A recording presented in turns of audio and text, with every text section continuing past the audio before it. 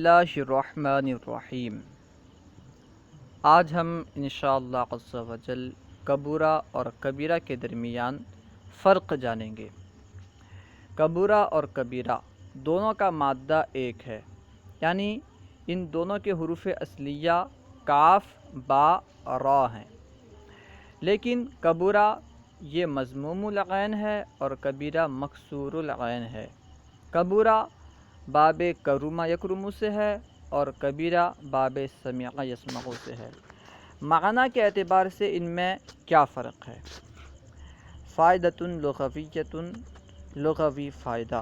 الفرق بین کبورہ و کبیرہ، کبورہ اور کبیرہ کے درمیان فرق۔ کبورہ بضم الباء فی الحجم، یعنی جسم میں زیادتی کو، جسم میں بڑھنے کو کبورہ کہتے ہیں۔ اگر کوئی بندہ جسم میں بڑھ جائے تو اس کے لیے کبورہ کا لفظ استعمال کریں گے۔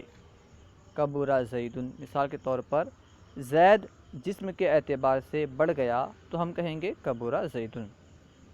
کبیرہ بکسر الباء فی السن، یعنی با کے کسرہ کے ساتھ کبیرہ، یہ عمر میں بڑھنے کے لیے استعمال ہوتا ہے۔ اگر کوئی بندہ عمر میں بڑھ جائے تو اس کے لیے کہیں گے کبیرہ، ٹھیک ہے۔ جسم میں بڑھنے کے لیے کبورہ استعمال ہوتا ہے اور عمر میں بڑھنے کے لیے کبیرہ استعمال ہوتا ہے، ٹھیک ہے۔